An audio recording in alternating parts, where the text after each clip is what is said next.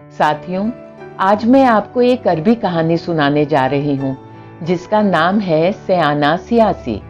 एक बादशाह के दरबार में एक अनजान व्यक्ति नौकरी की तलाश में आया। बादशाह ने उससे उसकी योग्यता पूछी तो उसने कहा, मैं सियासी हूँ। दरअसल अरबी भाषा में सियासी उसे कहते हैं जो अपनी बुद्धि और ज्ञान से किसी भी समस्या को आसानी से सुलझा सकता है। बादशाह के दरबार में सियासतदानों की वैसे तो कोई कमी न थी, लेकिन बादशाह उसके आत्मविश्वास से बहुत प्रभावित हुआ और उसे घोड़ों के तबेलों का प्रमुख अध्यक्ष बना दिया।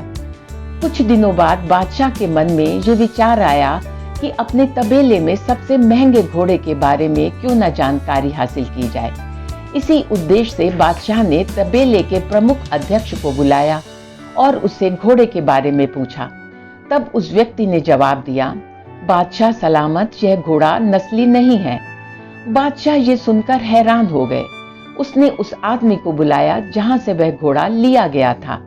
उसने बताया कि घोड़ा तो नस्ली है, लेकिन जब यह पैदा हुआ था तो इसकी मां मर गई थी और इसका पालन पोषण गाय का दूध पीकर हुआ है।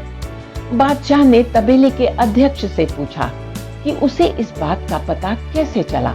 तब उसने जवाब दिया, बादशाह सलामत, यह घोड़ा जब घास खाता है तो गायों की तरह सर नीचे करके ही खाता है, जबकि नस्ली घोड़े जब भी घास खाते हैं तो वो घास मुंह में दबा लेने के बाद सर उठा लेते हैं और फिर खाते हैं। बादशाह उसकी अक्लमंदी से बहुत खुश हुआ और इनाम के तौर पर उसके घर अनाज, घी और बहुत सी खाने पीने की चीजें भिजवाईं। इतना ही नहीं, अब बादशाह ने उसे अपनी मल्लिका की देखरेख के लिए महल में तैनात कर दिया। फिर एक दिन बादशाह को उस व्यक्ति की याद आई और उसने उसे बुलाकर अपनी बेगम के बारे में पूछा। तब उस व्यक्ति ने बताया, रहन सहन तो मल्लिका जैसा है, लेकिन वह शहजादी नहीं है। इतना सुनकर बादशाह के पैरों तले जमीन खिसक गई। उसका सर चकरा गया। उसे कुछ समझ नहीं आ रहा था। वो हकीकत जानना चाहता था, इसलिए उसने अपनी सास को बुलाने का हुक्म दिया। अगले दिन उसकी सास बादशाह के पास पहुंची तो बादशाह ने उसे सब कुछ बताया और सच बताने को कहा। तब सास सच बताने लगी, आपके पिता ने हमारी बेटी के जन्म लेने पर उसका हाथ आपके लिए मांग लिया था, लेकिन कुछ दिनों बाद हमारी बेटी मर गई। आपकी बादशाहत से करीबी रिश्ते कायम रखने के लिए हमने किसी और की बेटी को गोद ले लिया और उसका निकाह आपसे करवा दिया। हकीकत जानने के बाद बादशाह ने उस व्यक्ति से फिर पूछा कि तुमको इस बात का इल्म कैसे हुआ कि वो शहजादी नहीं है। उस व्यक्ति ने कहा, बादशाह, आपकी बेगम का नौकरों के साथ सलूक जाहिलों से भी बदतर है। कोई भी खानदानी आदमी इस तरह का बर्ताव नहीं करता। बादशाह फिर बहुत खुश हुआ और उसे इनाम के तौर पर खूब सारा अनाज और भेड़ बकरियां भेजी। इसके साथ ही बादशाह ने उसे अपना दरबारी बना लिया। कुछ दिन फिर बीते तो बादशाह ने सोचा, मैं इस आदमी से सबके बारे में पूछता हूँ, क्यों न आज अपने बारे में ही पूछा जाए। जब बादशाह ने अपने बारे में पूछा तो उस व्यक्ति ने कहा, अगर आप मेरी जान बख्शे तो ही मैं बता पाऊंगा।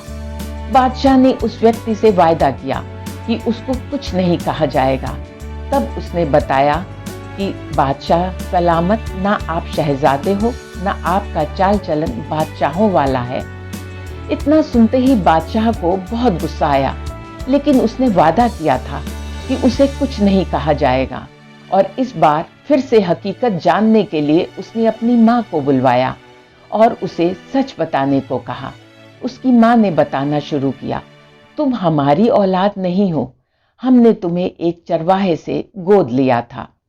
बादशाह ने उस व्यक्ति को बुलाया और एक बार फिर पूछा कि तुम्हें इस बात का इल्म कैसे हुआ। तब उस व्यक्ति ने बताया, जब भी कोई बादशाह किसी को इनाम देता है तो इनाम में हीरे जवाहरात जैसी चीजें देता है, लेकिन आप खाने का सामान और भेड़ बकरियां देते हैं। ये सलूक किसी बादशाह का नहीं बल्कि चरवाहे के बेटे का ही हो सकता है। साथियों, इस कहानी की तरह इंसान के पास कितनी ही धन दौलत क्यों ना हो जाए, उसकी कितनी ही शानो शौकत क्यों ना हो, इंसान की हरकतें और उसकी आदतें उसकी असलियत के बारे में बता ही देती हैं। यदि आप भी चाहते हैं कि आपकी शख्सियत सबके सामने अच्छी बने, तो अपनी आदतें बदलिए और सबके साथ सही ढंग से व्यवहार कीजिए। आशा है ये ज्ञानवर्धक कहानी आपको पसंद आई होगी। इस कहानी पर आपकी क्या राय है, हमें कमेंट बॉक्स में लिखकर जरूर बताएं। कहानी पसंद आई हो तो लाइक और शेयर करना बिल्कुल भी ना भूलें। अगर आप इस चैनल पर नए हैं तो चैनल को सब्सक्राइब जरूर करें। कहानी सुनने के लिए आपका धन्यवाद। स्वस्थ रहिए, व्यस्त रहिए और हमेशा मुस्कुराते रहिए।